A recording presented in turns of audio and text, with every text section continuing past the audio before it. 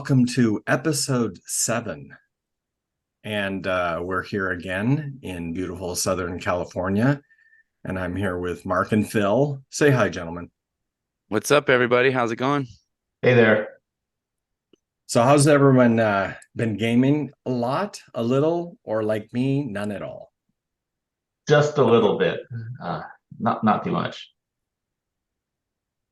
I got to cram in a few games last weekend, actually. 3 games. So I had a lot of games last weekend, so it was fun. Oh, that's good. Yeah. That is good. I have to qualify though, because in our hobby, a lot of gaming is when you have a bunch of guys around and you're teaching them all day, which I heard you did, Phil.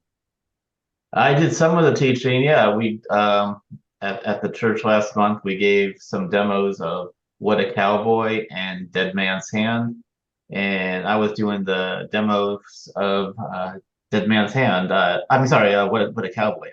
I had wanted to play Dead Man's Hand, couldn't get in the game because I was too busy teaching What a Cowboy all the time. And Mark was one of my students here, so Yeah. Great teacher, obviously. It was a great game. I like it a lot. I like the two Fat Lardies games a lot. I like how they have you select your action or order dice depending on your game. But yeah, you did a great job, Phil. We had a 6-man 3 versus 3 teams. I'll let Phil go over it more.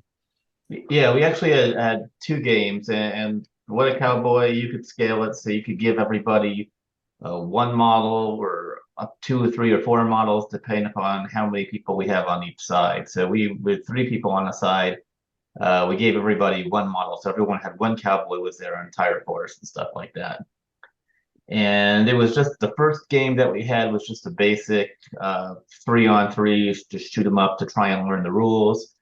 If you died and a couple of people did die, then we just let them respawn with a new model at the end. The second game we decided to have an objective in the center, so there was a tower in the center, and there was a damsel in distress basically at the top of the tower, and one of the sides had to go in and get her and rescue her. So that went well too. I think it's a better game than What a Cowboy. It's very similar, You mean but Dead Man's Hand? no, actually, I'm sorry. I think What a Cowboy is a little bit better than What a Tanker. Oh, what a If you play tanker. both, Yeah. yeah. Um, I haven't played Dead Man's Hand yet, so still haven't done that. So Oh, okay. you have a little bit more flexibility in the order dice. There's better ways to mitigate when you just have a horrible roll. Because in the game, basically, you roll your hand of action dice, and those dice will tell you what you could do on each turn and stuff like that. And sometimes you roll the dice and you get 6 aim dice. So you can't shoot, you can't move, you kind of can't do anything. And just aiming by itself isn't useful. So there's better ways of working around that in What a Cowboy than What a Tanker. So 6 aim dice is like target fixation. You're just staring at the target. Yeah, you know who you want to shoot, but I for some could reason you're get not pulling the trigger.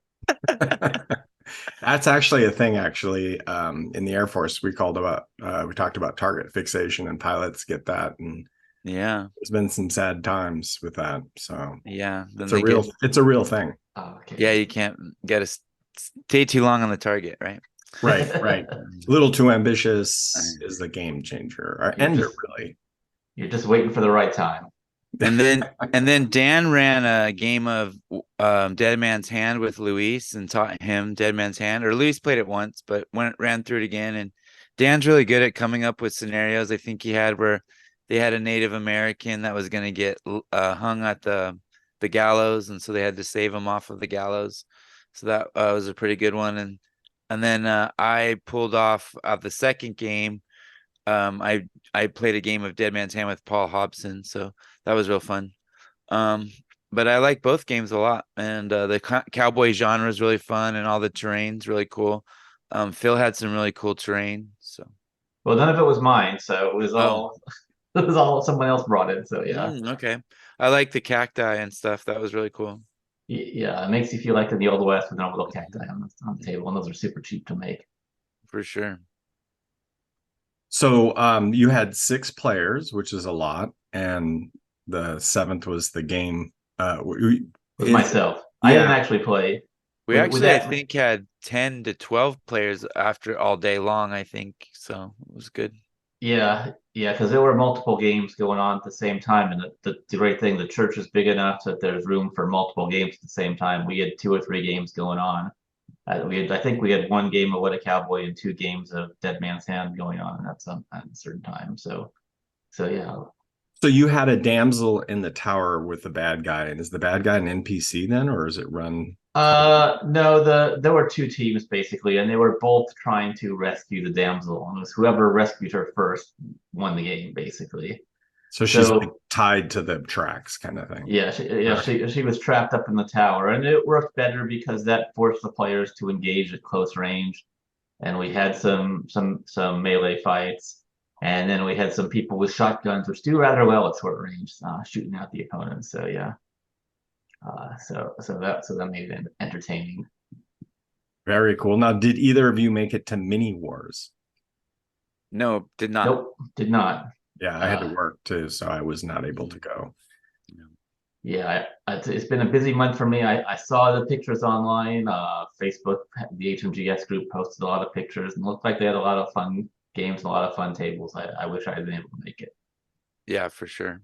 Yeah, same. I don't think the coverage was really concise. It was just lots of fun pictures. They did talk about some of the battles that some people organized, but I didn't hear about if there was bolt action or what a tanker or what a cowboy or. Right. Yeah, And then I agree.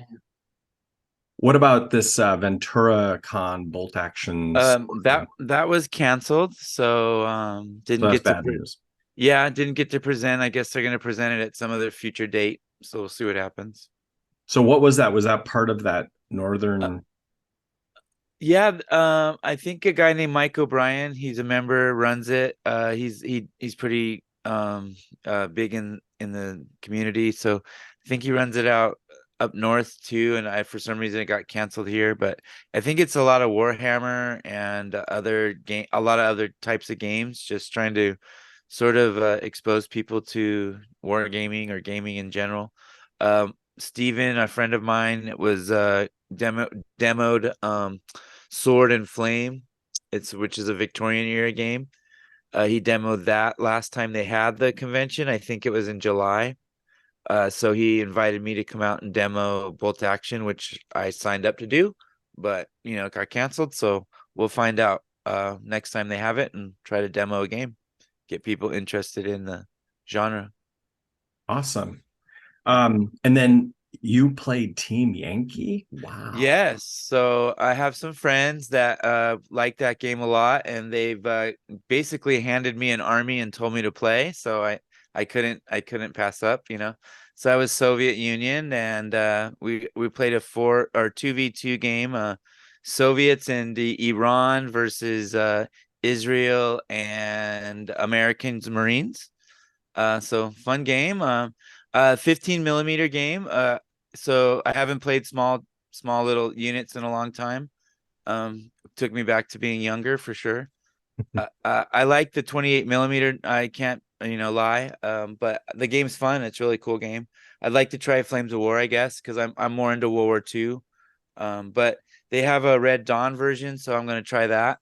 And there's a Vietnam version, and so I like to, if people like the game a lot, I like to try to help them play. It's always horrible to love a game and then no one wants to play with you. So, you know.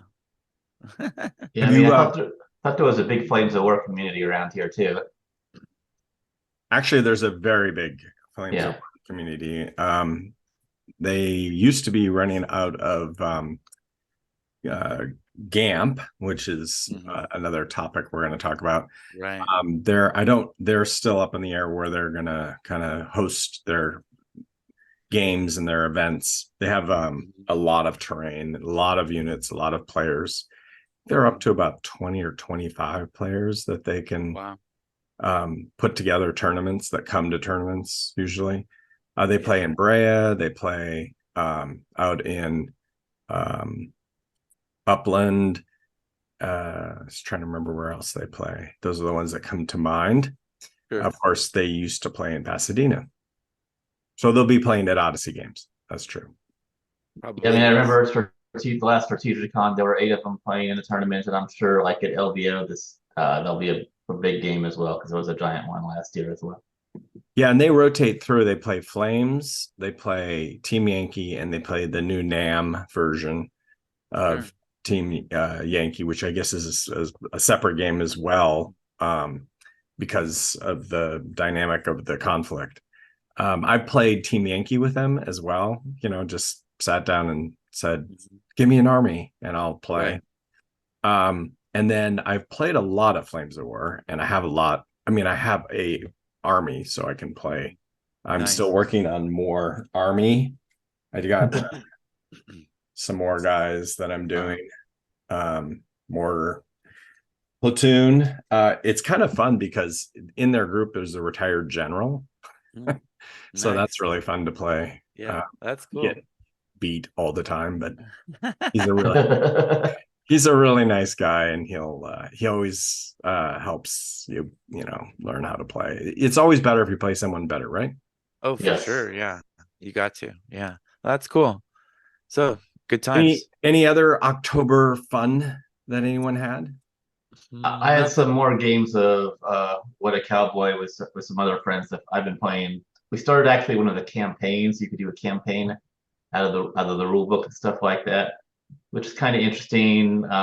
We finished only 2 games so far, and basically whoever wins the each of the games conquers a territory, and if you conquer a territory, you get additional money to buy stuff for your guys and additional benefits for your guys and stuff like that.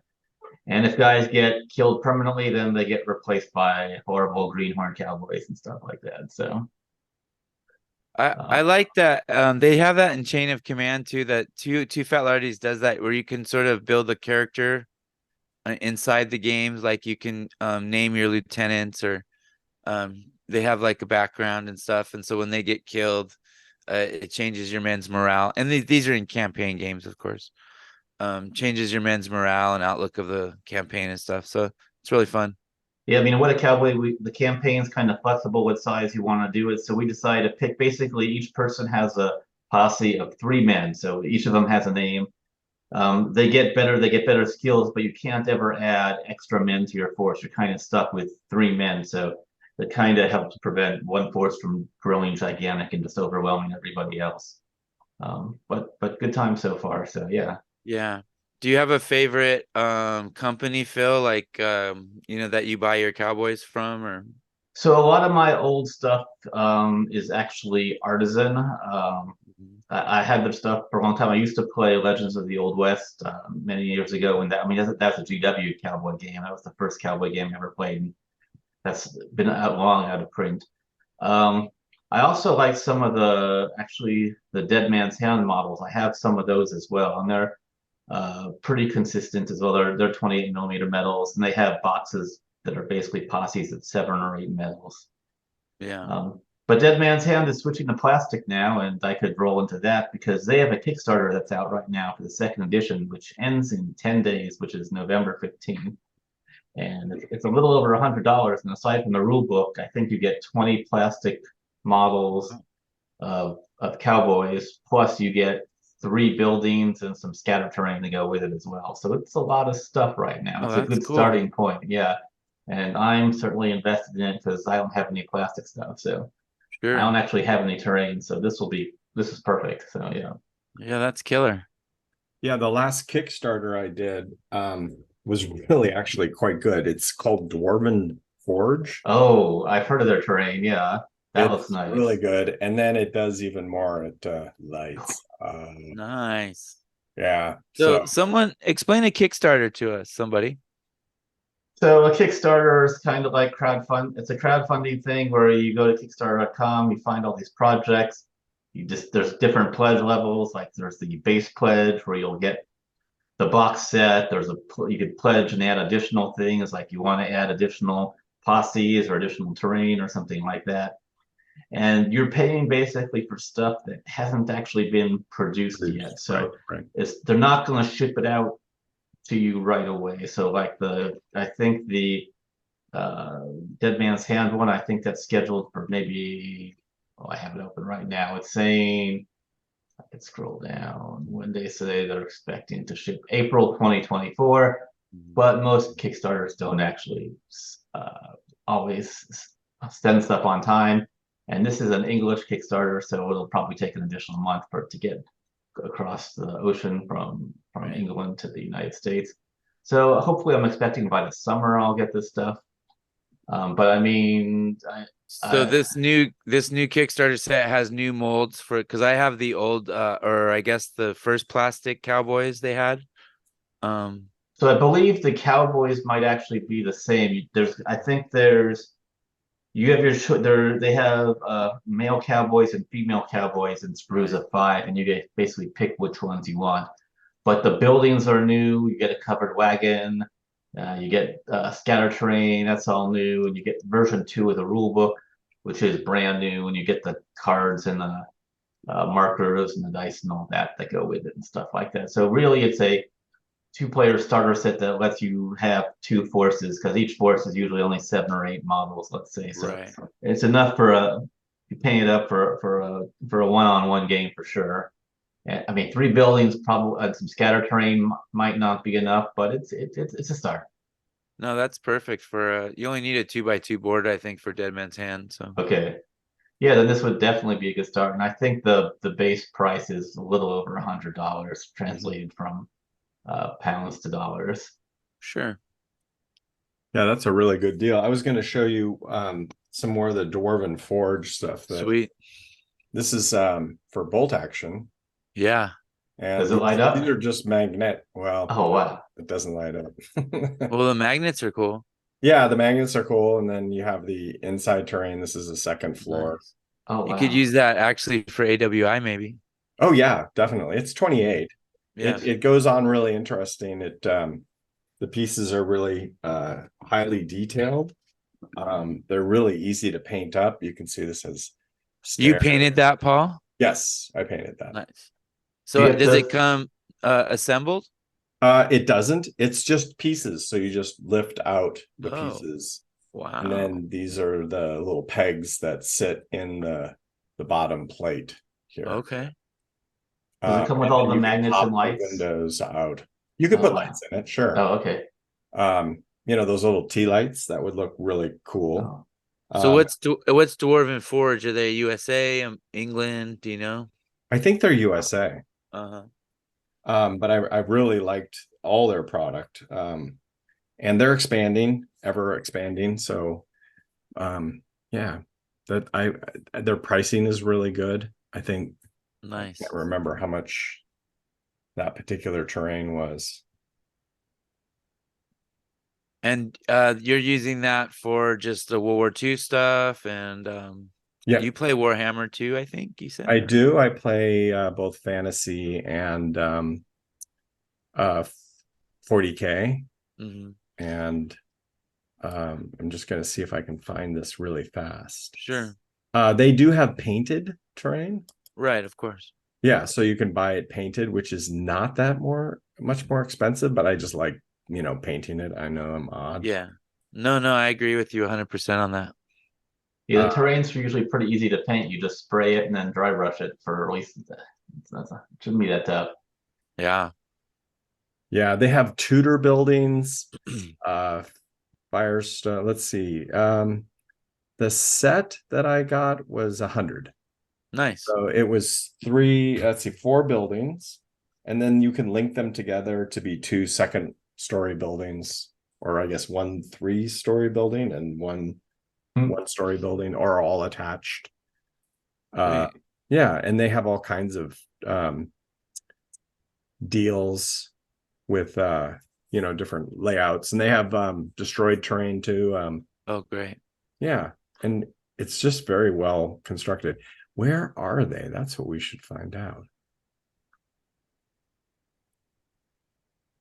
Well, I don't think. Well, if you're willing, hopefully we'll see it on the table sometime, huh? Yes, when I get to out there to the church. I know you guys are planning on November 18th, right? It's on the schedule, yeah. There's a plan to do AWI, and there's interest in Rebels and Patriots, which we've played before. muskets I and tomahawks, and then I'm gonna sharp bring practice. I'm gonna bring the muskets and tomahawks and run a game if anyone wants to play it. And then Paul Hobson's gonna run the sharp practice demo with AWI figures. So be a little Revolutionary War Saturday. Cool. Now, you can't get the muskets and tomahawks anymore, right? No, actually I found a few places. If you there's a place called Shield Wall Gaming. It's in Ohio. They have all the stuff right now. It's on sale actually. So if you're interested, you just go to their rule books and they have it there. Is second edition? Uh, I think it is second edition. Yes. They have all the tokens and playing cards and everything right now. And then there's the main rule book, and then they have two supplements. The first supplement is the Redcoats and Tomahawks, basically. That goes from French and Indian War till the War of 1812. And then they have a supplement now called the Shakos and Bayonets. That's a skirmish for Napoleonics, which some people might find strange. But it is a skirmish set for Napoleonics, which is a whole different card set and stuff, which I don't have. But most people I've played with play the Revolutionary War game genre one. And you There's think it's all, better than Rebels and Patriots? I do. It's more. I mean, if you want a really simple, straightforward game, Rebels and Patriots is great. Like I taught some people it, and we learned it in about an hour, and the people had the total hang of it. Um, but I just like muskets and tomahawks for the reality of it. It's more realistic. yeah, You I have to played. Oh, go ahead. sorry, you have to reload. The vision's a lot different. The Native Americans and the militia play a lot different. It's just more realistic, in my opinion. Yeah, I played Muskets and Tomahawks first edition quite a bit actually. And if you want the second edition, I think Michigan Toy Soldier Company online has it as well. Yeah. Um, yeah, it's a better game than Rebels and Patriots. I'll agree with that, even though I haven't played the second edition. It works a little bit, but you need a little bit more terrain. I mean, when you hear about the the the Northeast, basically there was a lot. It was a lot more underdeveloped than let's say some of the tables we played on in the past. Let's say for Rebels and Patriots. Yeah, it's basically like a cabin in a lot of forest. Yeah, yeah, and it's certainly there's a lot. The variety of troops and troop level is a little bit better, I think, too, and morale works a little bit better in the game as well. And I just like the vision, the sighting, because it starts at 96 feet or something, and then it goes Yeah. down depending on, modifiers to basically it's always about 8 inches, but you know, And at least in the first edition, it's not an I go, you go kind of game. There's a deck of cards yes, basically, and the yes, deck of cards basically have things like say what kind of unit and what size. So each card will say like this is a British line unit, or this is a British skirmisher unit, or something like that, or this yeah. or something. And basically, different kinds of units have different numbers of cards in the deck because they're better than other units and stuff like that. So yeah, you really don't never know when it's going to be your turn to move your units. And then you can use if you don't want to use your cards, you can use those command points when you accumulate them. So it's just a really fun game. You never know what's going to happen. So And then they, I there's some did go time on. cards that have events that happen, which is really cool. I did go online, and the rules at Michigan Toy Soldier are 39 for the main rule set, Right. and then There's like a red book with some guy strangling a Native American, sort of. Redcoats and Tomahawks That's supplement the one. Yeah, that's the Yep. supplement. Yeah. is $20. That's you'll need that to make your lists. That's how you make your lists in that book. Yeah, Okay. so you need both books. You really need both books. Yeah, Yeah. you do. Yeah. So if you go to Shield Wall Gaming, you could price it out. I think they're about exactly the same price. I'm not sure. Okay. But Shield Wall has all the cards and stuff. I don't know if and tokens. I Yeah, don't yeah, know. you certainly need the deck of cards for muskets and Yeah. tomahawks. You can fake the tokens maybe, but um It's amazing how So if you go to rule, websites. if you go to yeah, it's a little bit hokey. If you go to rule book on the top, I if you got it. click, yeah, and then it's muskets and tomahawks, obviously. They do have a good search engine. So it's 30 for the Yeah, rule so book they and have all the stuff. 16. So yeah, it's and then 10. So it's less than the other spot. And I don't it's know if you make Perry miniatures. They have a big sale on them right now on that site too. do you know if Brookhurst has it? I don't know that. Mm-mm. Okay. Phil, you go down to Brookhurst sometimes, don't you? Occasionally, I stopped playing there after the pandemic, so I go down there a lot less. They might have them, but even before the pandemic, they had the first edition set. So I don't. You have to be careful which version you buy there. That you're not buying the old first edition set. The first edition was a lot nicer because it was only one rule book and it came with the cards.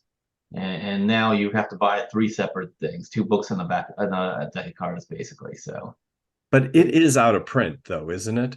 it's in print. It's just super hard to find. Not a lot of people stock it. I Okay. mean, I think it's a small French company or something. So they're the same people who do Saga. So I mean, but okay. no, it's played a lot less than Saga. because all the rules seem to come in French.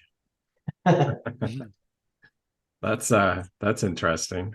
Or all the little tokens and stuff come in French. So. I think the cards are French in them too. So yeah, Yeah, they are irregulars and regulars. yes, you got to crack the code. Yes, we can do it. Right on. So yeah, looking forward to the AWI. Hope everyone can make it. And I played Sharp Practice before too, and that's also a fun game. That's also a two Pat Lardy's game. So Yeah, never played it. Never played it. so yeah, and they're both around. All three games are the same kind of setup where it's basically 20 to 40 models as the size of your force, somewhere in that range. So I think both muskets and rebels and patriots include. You can include the Mexican American War. So I was wondering if anyone's ever done an Alamo battle. I know people who have. I personally do not have the models for that, but I know No, someone. not I many know people people. do. Yeah, and I I think just yeah, I just saw on Facebook someone ran a huge Alamo game in 28. Nice. yeah, it would be perfect for that. Yes. Any of those rule sets. It was always my because I like to build my own terrain. So I have all the dimensions to build the Alamo. I think it'd be pretty easy to do because it's just a lot of rectangular boxes basically, because of the barracks and stuff. But other than the church would be obviously a pain. But yeah, I think that'd be a really interesting thing to do. You have to figure out how many models you'd need for that scenario. Probably quite a bit. Yeah, Yes. probably. Yeah. Yes. Have either of you been to the actual monument? Yeah, I have actually. Yeah, same here. So It's- small. Yeah, it's in the middle of the city and everything, so it's weird. It's just so small. It's crazy. Yes. You think, I don't know, I guess Hollywood makes it feel larger Mm-hmm. Yeah. when You died for this? Just kidding. Just kidding, Texas. Just kidding, Texas. No, it's incredible, how small it is. I don't know the actual dimensions, but I would fathom maybe 50 feet by 50 feet, something just crazy. Yeah. Well, I mean, the grounds were huger or larger Right. but I mean, they're not going to keep all those barracks and stuff. So, Prime Right. real estate, yeah. Right. or they probably should have and made it a great park. But I've read a bunch about that, how they sold it off and no one really cared about it for a long time. That happens a lot. That happened to Mhm. Shakespeare's residence. Oh, I bet. Yeah, someone privately bought it, and then he hated people walking by it and taking their time around it, so he burned it down. Oh, Yeah, good very call. strange. Good call. Yeah, it was just like 1730s or something. So Mhm. Right. yeah, so it's not always preserved. It's like our mission system, right? Mhm. It's hit and miss what's being saved. Right. Yeah. So there's also November 11th. Have you heard about I guess some of the guys are going to go out to the Patton Museum. Oh, that's really cool. That's really far for me, I think. It's Never really heard of far for that. everyone. Yeah. Yeah. The reason they do it there is because at HMGS there's quite a bit of Arizona and Nevada Yeah. members, and it is actually pretty much equal distance for all three of the regions. But there hasn't been a lot of coordination. It's just been one of those things that pops up on the radar. Right. Some of the guys are going to go out and camp the Friday night because Friday is the 10th, and then the actual day is the 11th, is Saturday. The museum's really cool. I have never been. Have you either? Have you either been? No, I've only seen No. pictures from their past events, and I've heard the museum's amazing. Yeah, Yeah, this weekend's Veterans Day, so it's a good weekend to go out there. yeah. There's of course they have school tours and group tours, and then the exhibits are they have a West Wing, a tank yard, a remembrance wall, tank pavilion, desert training center, Leonardo da Vinci exhibit, oral history project. I guess they showcase their M4 Sherman. Yes. Which sounds interesting. But if you are into the tanks, I know everyone says there's a lot of inventory out there. It is the desert, so it's really easy to keep it up and coming. But if you go out, there will be some people out there, I'm sure, gaming, showing off their games. I'm sure. Now, this is where Patton trained the forces before North Africa, correct? I don't know that. That's cool. I think that's the case. I'm not sure. We're gonna have to do our homework next episode, huh? Yes, I think that's why it's the Patton Museum, but I'm not positive. Okay, I'm like 90% positive. You're a 90% positive guy. That's awesome. All right, I'm gonna stop this here. All right.